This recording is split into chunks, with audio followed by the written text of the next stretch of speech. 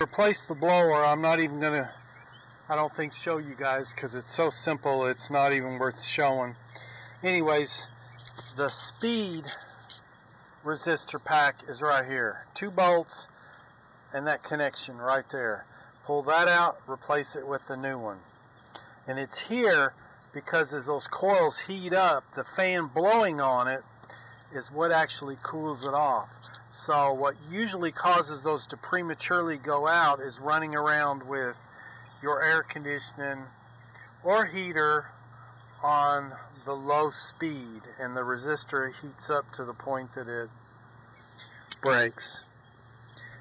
So to replace this blower motor, it's just a series of circumferential, I don't know what, 5 or 6 bolts that go around it. Take that loose, wire right here, the 2 wires, and the whole thing pulls out.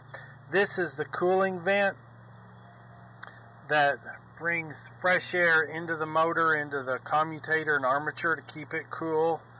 So other than that, also in my old Bronco when I first got it, it wasn't blowing very good, and one day I took that out, reached my hand up in there, and there was a mouse nest. And after that, my heaters worked good. So anyways, it's pretty simple, straightforward. 5 bolts, pull that out. I did take this battery plate out here that holds the battery. Luckily those things are plastic nowadays, not like the olden days where they would rust apart.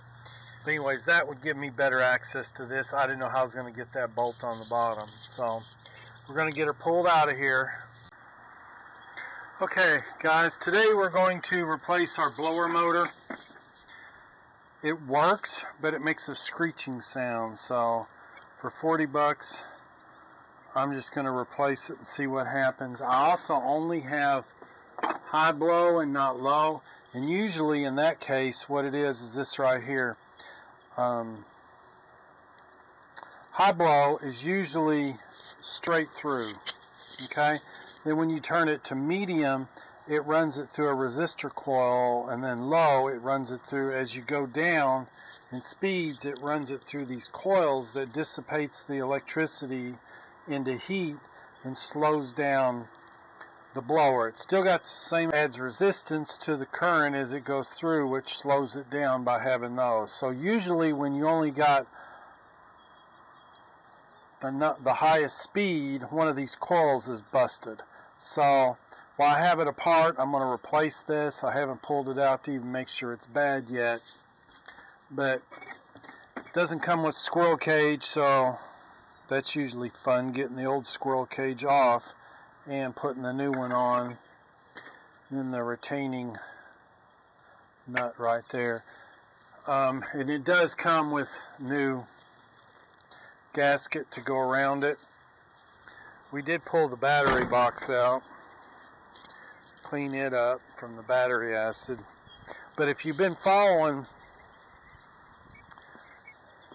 my fixing up of this old van, I had the top of the radiator was cracked, and I put marine epoxy on it, and it held for about 30 to 40 minutes, and it started leaking again. So I've gone back with black automotive silicone and see if that'll stop it. I guess when this heats up, this nylon tank actually expands, and it cracked the epoxy right down the center, and the epoxy did nothing to hold it.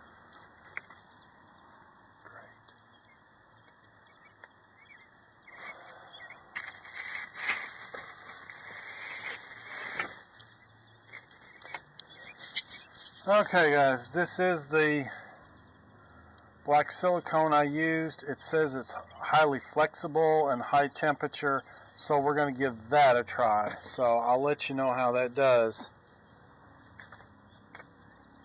Looks like we got a little bit of a leak in here. Can only fix one thing at a time, but it's coming along.